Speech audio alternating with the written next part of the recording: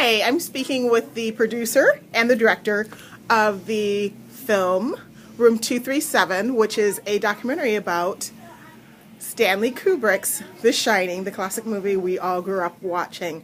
And it is here at the AFI Fest, and I saw it this afternoon. Kudos for making such a fun film. And I had no idea there's so many people who had so many conspiracies about The Shining. Can you tell me exactly how you all were inspired to make the film? Well, I mean, it started when Tim posted somebody's long, fascinating, deep, metaphorical analysis of The Shining up on my Facebook wall one day. And the next thing you know, the two of us were spending all of our free time searching for everything we could find about people who have been reading the movie in this sort of intense, analytical way. And we both have young children, so often we'd meet at the park, and while they were running around, getting dirty and playing, we were talking about the latest thing we discovered and how that coexisted with something else we'd learned beforehand, and it just sort of mushroomed from there.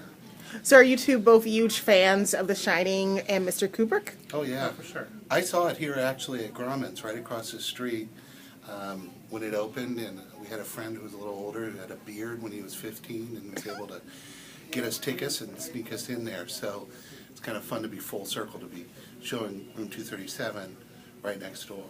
That is really exciting.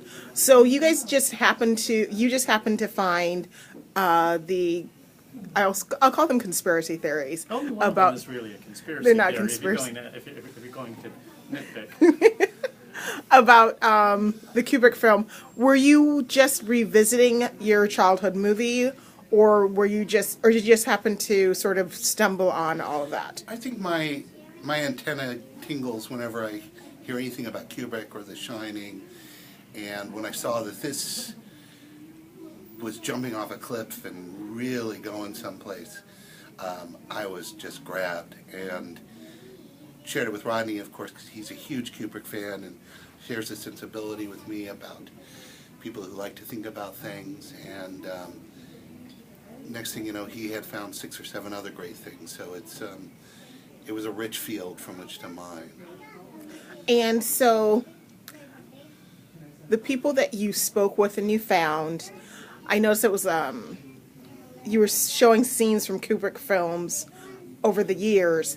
Were you interviewing them in person, or were you interviewing them online, or were you interviewing them just over the phone? No, these were all audio-only interviews. In fact, I got these inexpensive digital audio recorders on Amazon and just mailed them to people and would talk to them on the phone and ask them, press the red button, press it again, is the counter moving, can you see the level going? So the idea early on was to do these audio-only interviews, and I had done a documentary, a short, a couple years before that had worked that way. And there was something I liked a lot about, these sort of bodiless voices and having to use, footage sometimes in a way that's kind of expressive to illustrate what people are saying when you don't have, the crutch of being able to cut back to the talking head. And I was curious, is this the first festival that your film has been shown at, or have you been at other festivals, and will you be continuing the festival circuit?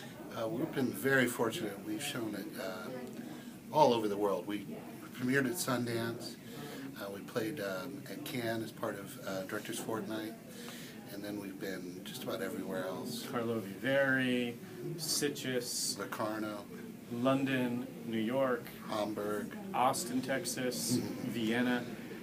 This is the home stretch of what's actually been an incredibly lucky long run for us. Wow, you guys have been literally all over the world, which shows how important Mr. Kubrick has been to cinema.